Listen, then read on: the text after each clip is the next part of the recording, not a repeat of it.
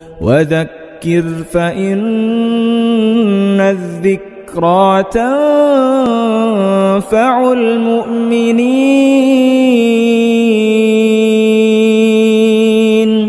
نحمده ونصلي على رسوله الكريم. أما بعد فأعوذ بالله من الشيطان الرجيم. بسم الله الرحمن الرحيم.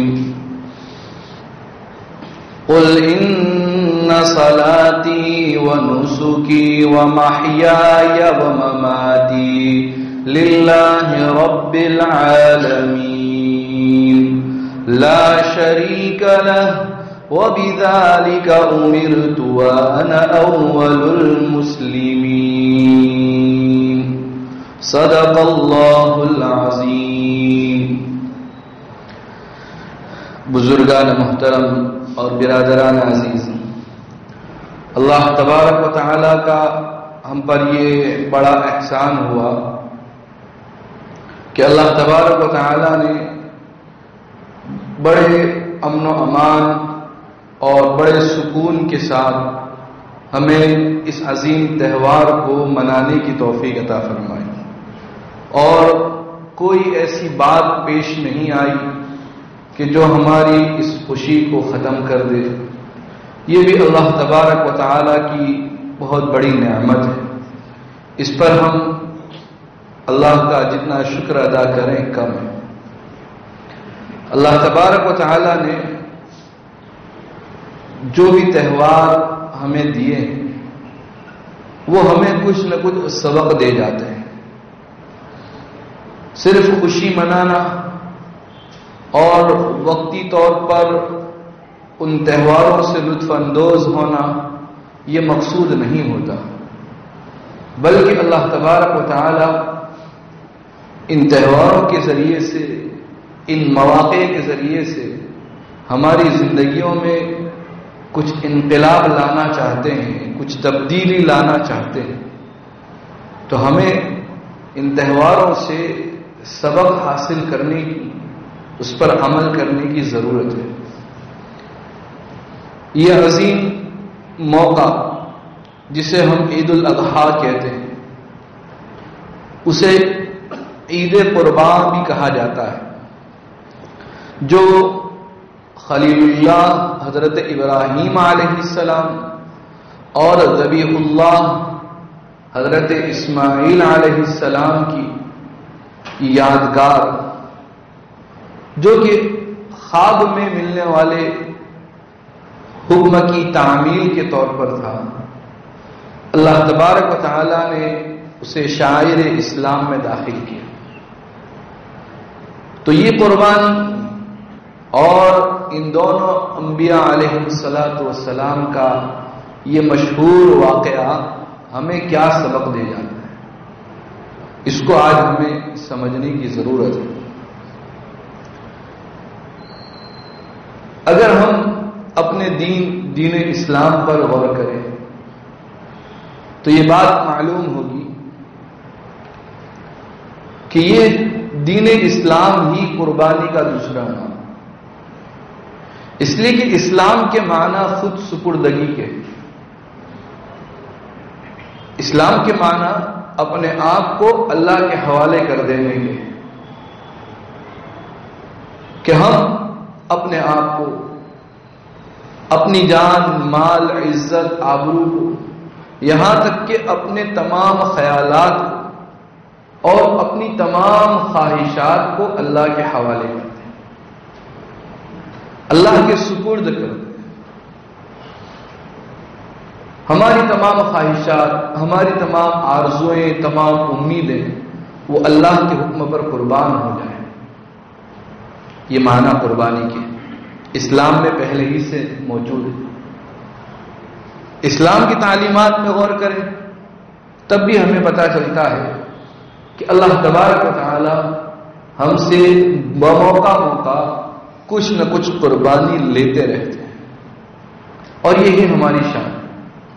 ہم نماز میں غور کریں کہ ہمیں نماز کا حکم دیا گیا، اب نماز کی جو پابندی کرنی ہے، دین میں 5 وقت کی نماز ہے، اس میں ہمارا وقت بھی قربان ہوتا ہے، ہماری راحت چین سکون بھی قربان ہوتا ہے، اپنی مشغولیوں سے ہٹ کر ہمیں نماز ادا کرنی پڑتی ہے۔ روزے کو دیکھیں تو روزے کے اندر ہمیں اپنے بھوک اور پیاس کی، اپنے خواہشات کی قربانی پیش کرنی پڑتی ہے۔ زکوٰۃ اور صدقات کو دیکھیں تو اس میں ہمیں اپنے مال کی قربانی پیش کرنی پڑتی ہے۔ حج میں دیکھیں تو حج میں ہمارا ایک بڑا مال قربان ہوتا ہے، اور اس کے ساتھ ساتھ ہمیں اپنے آرام کو، راحت کو قربان کرنا پڑتا ہے۔ جہاد میں دیکھیں اپنی جان کی قربانی دینی پڑتی ہے۔ تو معلوم ہوا کہ اسلام ہی قربانی کا دوسرا نام ہے، اور ایک سچا مسلمان بنانے کے لیے اللہ تبارک و تعالی ہم سے الگ الگ موقع سے الگ الگ چیزوں کی قربانی لیتے رہتے ہیں۔ کبھی اللہ تعالی ہم سے اوقات کی، کبھی مال کی، کبھی چین و سکون آرام کی قربانی لیتے ہیں۔ اسی طرح سے اللہ تعالی نے ہم سے ان جانوروں کی قربانی، کہ ہم اپنے ہاتھ سے ان جانوروں کو ذبح کریں تاکہ یہ قربانی ہمارے دل و دماغ پر چھا جائے، اور پھر ہم اپنی چیزوں کو اللہ کی راہ میں قربان کرنے کے لیے تیار ہو جائیں۔ اسی کا اعلان اللہ تعالیٰ نے خود نبی کریم صلی اللہ علیہ وسلم سے کروایا۔ میں نے شروع میں سورہ انعام کی آیت تلاوت کی جو قربانی کی دعا کا حصہ ہے کہ قل ان صلاتی ونسکی ومحیای ومماتی للہ رب العالمین لا شریک لہ، کہ اے محمد صلی اللہ علیہ وسلم آپ کہہ دیجئے کہ میری نماز اور میری عبادتیں، میرا جینا، میرا مرنا اس اللہ کے لیے ہے جو تمام جہانوں کو پالنے والا ہے، جس کا کوئی شریک نہیں۔ یہ اللہ نے رسول اللہ صلی اللہ علیہ وسلم سے اقرار کروایا ہے۔ قل، آپ کہیے، اور یہی دعا ہم قربانی کے موقع پر جانور کو ذبح کرتے وقت پڑھتے ہیں۔ ابو داؤد کی روایت میں اس کی تعلیم موجود ہے کہ یہ دعا پڑھی جائے، قل ان صلاتی ونسکی ومحیای ومماتی للہ رب العالمین۔ ہم بھی اس دعا کو پڑھتے ہیں، ہمیں یہ یاد دلایا جاتا ہے کہ تمہاری ہر چیز جو اللہ کے لیے ہونی چاہیے۔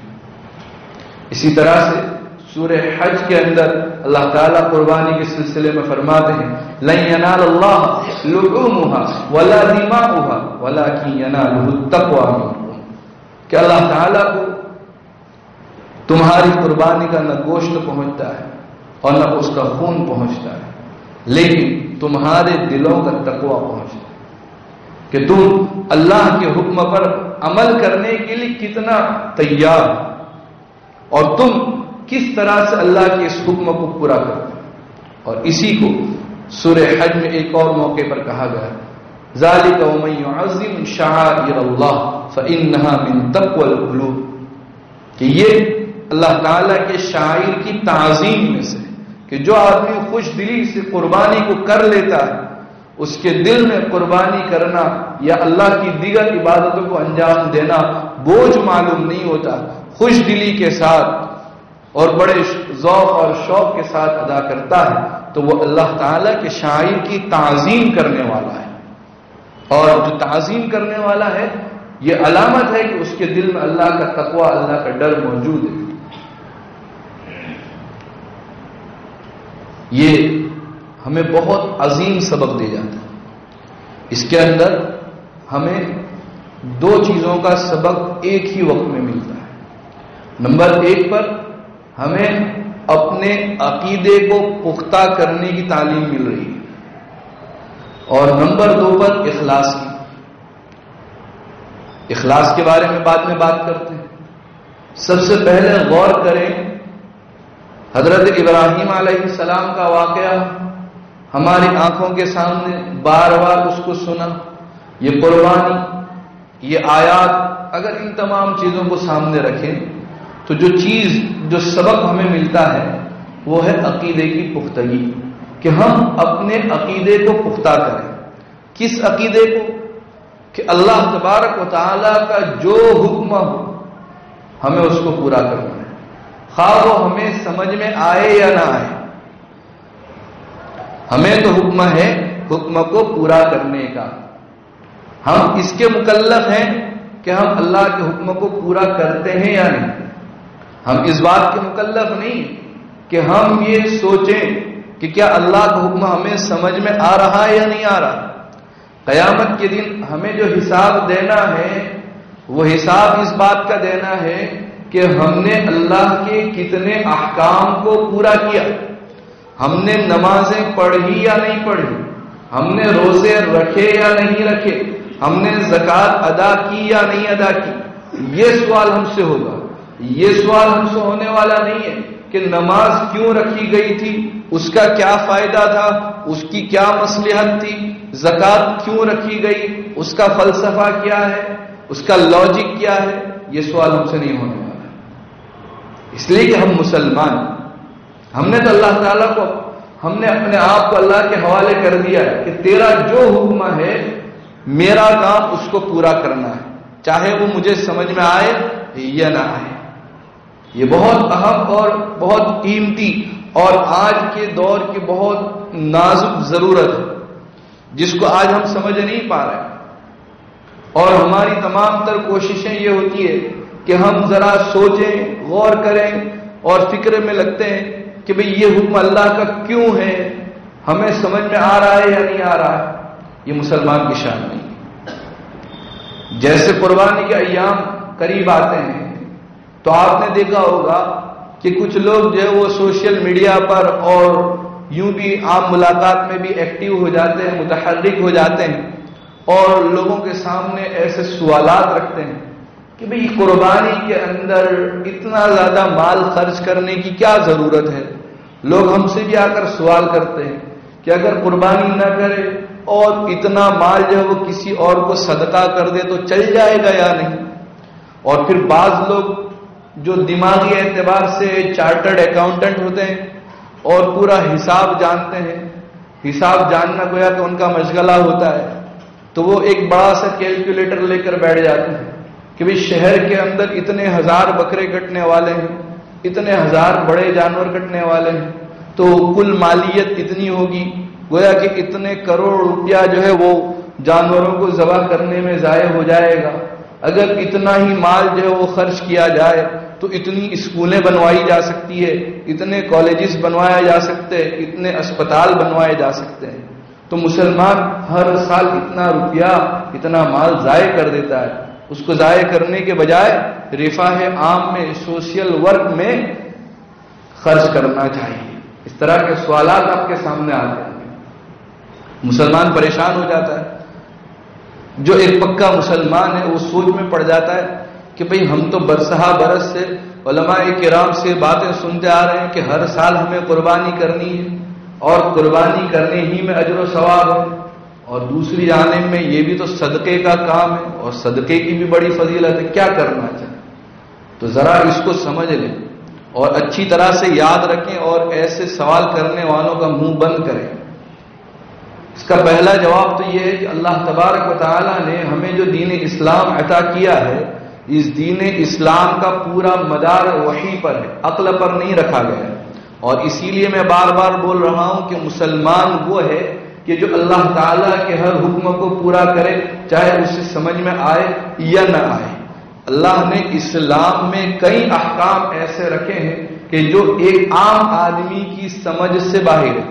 میں یہ نہیں کہہ رہا ہوں کہ عقل میں آنے والے نہیں، عقل میں آ سکتے ہیں، اسلام کے تمام احکام عقل سلیم میں داخل ہو سکتے ہیں، لیکن اس کے لیے عقل کی ایسی بلندی چاہیے، ایسی سلیم عقل چاہیے، عام آدمی کی عقل میں آنے والے نہیں۔ جیسے حضرت ابراہیم علیہ السلام کا یہ واقعہ جس کو یادگار بنا کر ہم اس تہوار کو مناتے ہیں، ذرا غور کریں کہ ایک باپ کو خواب میں یہ حکم دیا جا رہا ہے کہ وہ اپنے بیٹے کے گلے پر چھری پھیر دے۔ یہ کون سی ایسی بات تھی کہ جس کو عقل کے ذریعے سے سمجھا جا سکتا تھا؟ لیکن آپ دیکھیے حضرت ابراہیم علیہ السلام کو کہ حضرت ابراہیم علیہ السلام اللہ کے حکم کو جانتے تھے کہ یہ اللہ کا حکم ہے، مجھے پورا کرنا ہے، چاہے یہ شفقت پدری کے خلاف ہے، باپ کی شفقت کے تقاضے کے بالکل مخالف ہے، لیکن مجھے پورا کرنا ہے، تو وہ ذبح کرنے کے لیے تیار ہو گئے۔ حضرت اسماعیل علیہ السلام جو بیٹے ہیں وہ جانتے ہیں کہ اللہ کا یہ حکم ہے، تو وہ ذبح ہونے کے لیے تیار ہو گئے، حالانکہ وہ بھی یہ بات جانتے ہیں کہ کوئی باپ اتنا بدبخت تو نہیں ہو سکتا کہ جو اپنے بیٹے کے گلے پر چھری پھیر دے، لیکن یہ اللہ کا حکم ہے تو ضرور اللہ نے حضرت ابراہیم علیہ السلام کے دل میں بات ڈالی، وہ ذبح ہونے کے لیے تیار ہو گئے، اور جب دونوں مل کر اس کام کو کرنے پر آمادہ ہو گئے، قرآن کریم کہتا ہے فلما اسلما وتلہ للجبین، کہ جب دونوں مسلمان ہو گئے۔ کیا مطلب کہ ابھی تک یہ دونوں پیغمبر مسلمان نہیں تھے، ایک تو اس وقت پیغمبر ہیں، اللہ کے خلیل بن چکے ہیں، اور جو بیٹے ہیں ان کا نام انبیاء کی فہرست میں لکھا جا چکا ہے، لیکن اس کے باوجود اللہ تعالیٰ فرماتے ہیں کہ وہ دونوں مسلمان ہو گئے، یعنی دونوں نے اپنے آپ کو اللہ کے حوالے کر دیا کہ تیرا حکم باپ کے بارے میں یہ ہے کہ وہ بیٹے کے گلے پر چھری پھیر دے، باپ راضی ہو گیا، اور بیٹے کے لیے حکم ہے کہ وہ اپنے گلے پر چھری پھروا لے، بیٹا اس کے لیے راضی ہو گیا۔ فلما اسلم، اسی طرح سے ہم یہ نمازوں کو جو پڑھتے ہیں کہ فجر کی نماز، ظہر کی نماز، عصر کی نماز، ان کے اوقات متعین ہیں، ان کی رکعتیں متعین۔ آپ ذرا غور کر کے دیکھیں، ذرا اپنی عقل کو استعمال کر کے دیکھیں، کیا آپ کی عقل ساتھ دیتی ہے کہ فجر میں 2 رکعت کیوں ہے، ظہر میں 4 کیوں ہے، عصر میں 4 کیوں ہے؟ کیا آپ کی عقل اس بات کو ثابت کر کے بتلا سکتی ہے کہ یہ نماز انہی اوقات میں کیوں رکھی گئی؟ ظاہر ہے کہ کوئی کتنا ہی بڑا عقل مند ہوگا، ہاتھ اٹھا دینے پڑیں گے کہ ہمیں سمجھ میں نہیں آئے گا۔ بہت ساری چیزیں ایسی ہیں۔ اب دیکھو قربانی کے دن چل رہے ہیں، ایام تشریق ابھی پورے ہوئے، یوں تو روزے کی بڑی فضیلت ہے، لیکن ایام تشریق میں روزہ رکھنا حرام قرار دے دیا گیا کہ ان دنوں میں روزہ نہیں رکھ سکتے۔ تو معلوم ہوا کہ اسلام کے بہت سارے احکام وہ ہیں کہ جو ایک عام آدمی کی عقل میں نہیں آ سکتے، اسلام کا مدار ہی وحی پر ہے۔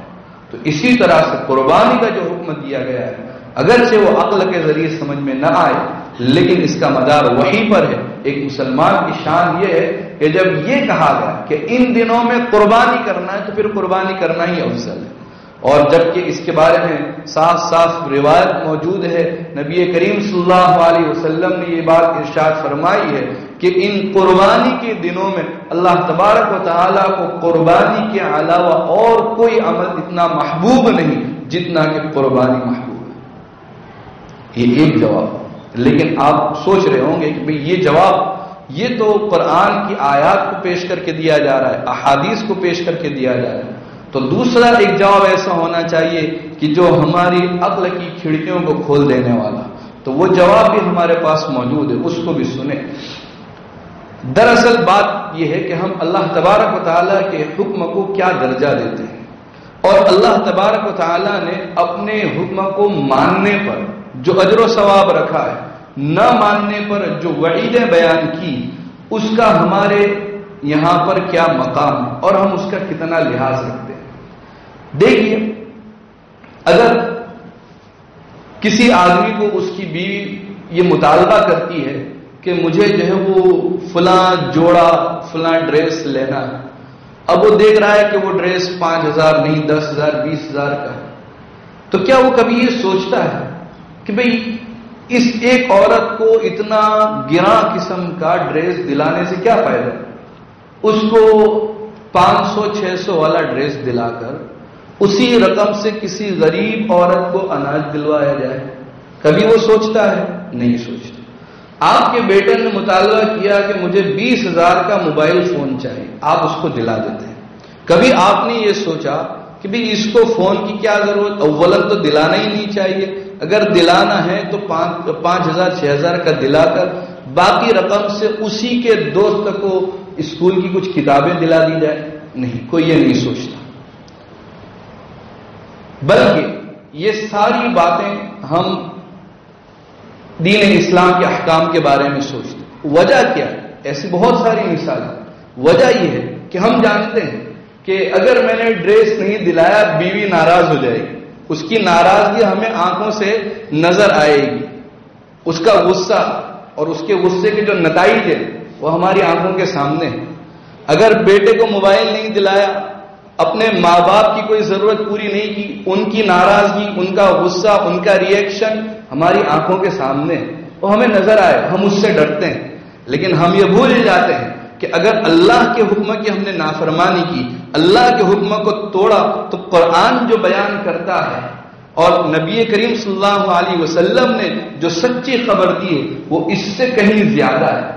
ہم شاید یہ سوچیں کہ بیوی ناراض ہو جائے گی، امکان ہے کہ وہ ناراض نہ ہو، اور ہو سکتا ہے کہ ہم اس کا ذہن بھٹکانے میں کامیاب ہو جائیں، لیکن اللہ کی پکڑ سے ہم کبھی چھوٹ نہیں سکتے. یہ ہمارا ایمان، لیکن ہمارا ایمان ڈگمگا جاتا ہے. ہم اس موقع پر سوچیں کہ جس اللہ نے ہمیں حکم دیا ہے کہ ہم قربانی کریں، اگر ہم نے قربانی نہیں کی اور اس کی جگہ پر صدقہ کر دیا، پکڑ ہو جائے گی. اسی طرح سے یہ جو سوال لبرل قسم کے لوگ کرتے ہیں کہ اس رقم سے فلاں رفاہی کام کیا جا سکتا ہے، فلاں رفاہی کام کیا جا سکتا ہے، میں ان سے سوال کرتا ہوں کہ یہ دوغلا پن صرف اسلام کے احکام ہی کے ساتھ کیوں ہے کہ جب آپ سے یہ کہا جاتا ہے کہ آپ کے مال میں سے 40واں حصہ جو صرف 2.5% ہوتا ہے وہ نکال کر اپنے ہی ہاتھ سے اپنے ہی غریب رشتہ داروں کو زکوٰۃ کے طور پر دو تاکہ ان کا کچھ فائدہ ہو جائے، ان کی کچھ ضرورتیں پوری ہو جائے، تو آپ اس کے جواب میں یہ کہتے ہو کہ ہم نے وہ مال جو اپنے خون پسینے کی محنت سے کمایا ہے ان مفت خوروں کو کیوں دیں؟ جب آپ کو یہی غربا فقراء مفت خور نظر آتے ہیں، لیکن جب قربانی کا موقع آتا ہے تو آپ غربا فقراء کے مسیحا بن جاتے ہیں.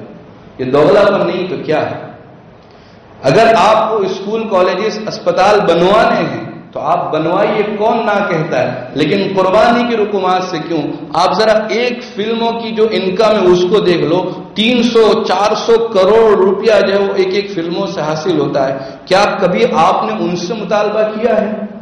کبھی آپ نے ڈرگز بیچنے والوں سے مطالبہ کیا ہے کہ ایک ڈرگز کی قیمت کیا ہوتی ہے اور کتنا ڈرگز ایک شہر کے اندر سپلائی ہوتا ہے، ان کی انکم کیا ہے؟ کبھی ان سے آپ نے مطالبہ کیا؟ حالانکہ اس میں فائدہ ہے کہ شہر والے جو ہے وہ ایسی لت سے بچ جائیں گے. بلکہ حکومت ایک ہی دن میں ہیلمٹ اور دیگر بہانوں سے غریب لوگوں سے جو مال لوٹتی ہے اس سے ہی کہیں اسکول اور کالجز بنوائے جا سکتے ہیں.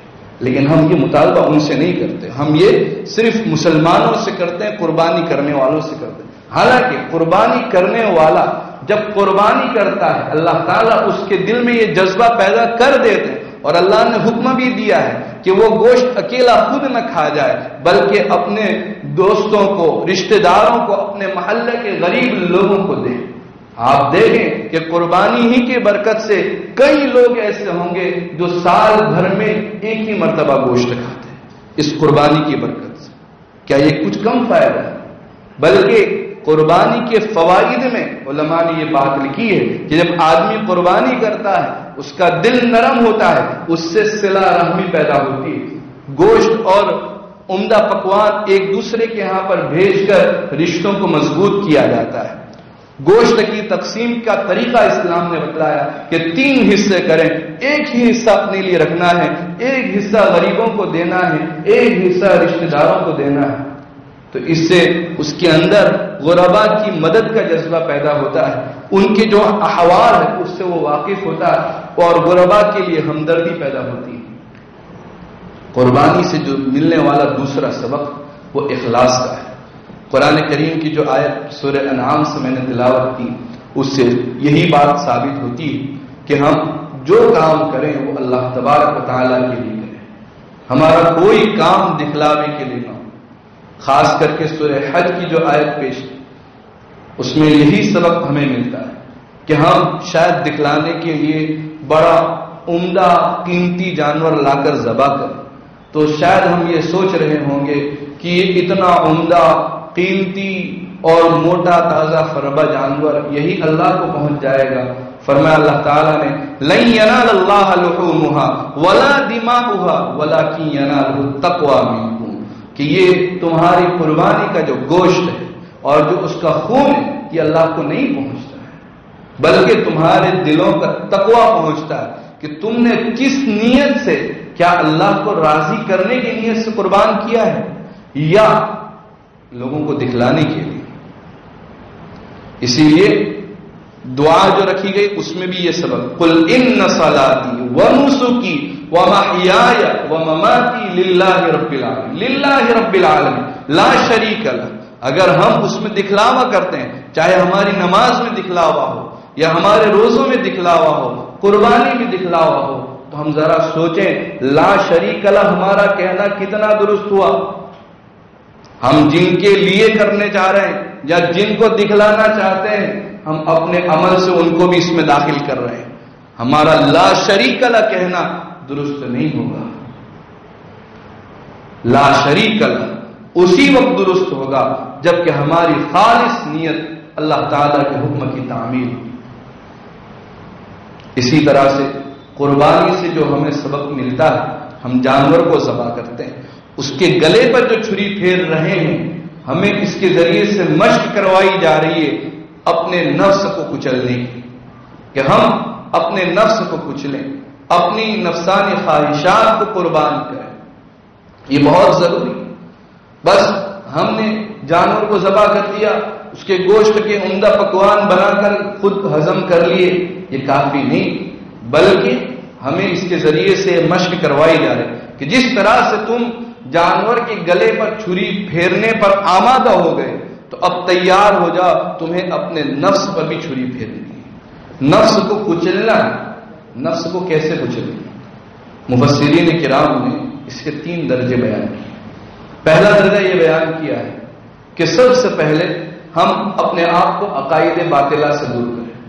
عقائد باطلہ میں سب سے پہلے کفر اور شرک سے اپنے آپ کو پاک کرنا پڑے گا، کہ ہم اپنا جائزہ لیں کہ ہمارے نظریات میں، ہمارے خیالات میں، ہمارے افکار میں کہیں شرک اور کفر کو تو دخل نہیں۔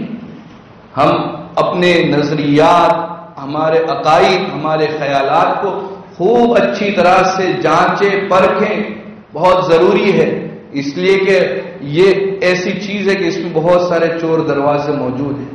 کب کون باطل خیال ہمارے دماغ میں گھس کر جگہ بنا لے ہمیں پتہ نہیں چلے گا، بار بار اس کی جانچ کی ضرورت ہے۔ نمبر 2 پر دوسرا درجہ یہ ہے کہ ہم تمام گناہوں اور معصیات سے اپنے آپ کو پاک کریں، اور تیسرا درجہ یہ ہے کہ ہم اپنے تمام قسم کے خیالات اور افکار اللہ تعالیٰ کے علاوہ ہر چیز کو نکال باہر کریں، کہ ہمارے خیالوں میں، ہماری نظر میں اللہ کے علاوہ اور کوئی باقی نہ رہے۔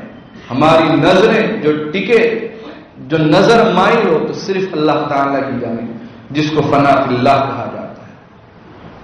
قربانی سے ملنے والا جو سبق وہ یہ ہے، اور وہ آج کے زمانے کی بہت اہم ضرورت ہے کہ ہم اپنے جان کو، اپنے مال کو، اپنے اہل و عیال کو اللہ کی راہ میں قربان کرنے کے لیے تیار ہیں۔ یہ بہت ضروری ہے۔ آج جو ہے وہ ہم دیکھ رہے ہیں کہ جس طرح سے مسلمانوں پر اور اسلام پر دائرہ تنگ ہو رہا ہے، تو ہمیں ذہنی طور پر اپنے آپ کو تیار کرنا ہے، اور خاص کر کے حضرت ابراہیم علیہ السلام کی سیرت کو پڑھیں۔ ایک مرتبہ نہیں، کئی مرتبہ ان کی زندگی میں موقع آئے کہ انہوں نے اللہ کے حکم کے لیے اپنے گھر والوں کو قربان کیا ہے، اپنے آپ کو قربان کیا ہے۔ حضرت ہاجرہ، حضرت اسماعیل کی مکہ میں چھوڑے جانے والے واقعے کو یاد کریں، حضرت ابراہیم علیہ السلام کے آگ میں پھینکے جانے والے واقعے کو یاد کریں، اس قربانی والے واقعے کو یاد کریں، تاکہ ہمارے اندر یہ جذبہ پیدا ہو کہ کبھی اگر ہماری زندگی میں موقع آیا کہ دین اسلام کی حفاظت کے لیے اور اللہ کی کلمے کی بلندی کے لیے ہمیں اپنے جان کی، مال کی، اہل و عیال کی قربانی پیش کرنی پڑے، تو الحمدللہ ہم ذہنی طور پر اس کے لیے تیار ہیں۔ یہ قربانی، یہ جذبہ قربانی سے پیدا ہوتا ہے۔ تو اس لیے ہمیں اس موقع پر حضرت ابراہیم علیہ السلام، حضرت اسماعیل علیہ السلام اور ہماری اس قربانی سے جو اسباب ملے ہیں انہیں خوب اچھی طرح ذہن نشین کر کے اسے اپنی زندگی میں پیدا کرنے کی ضرورت ہے۔ اللہ تبارک و تعالی ہم سب کو اس پر عمل کی توفیق عطا فرمائے، آمین۔ وآخر دعوانا الحمد للہ رب العالمین۔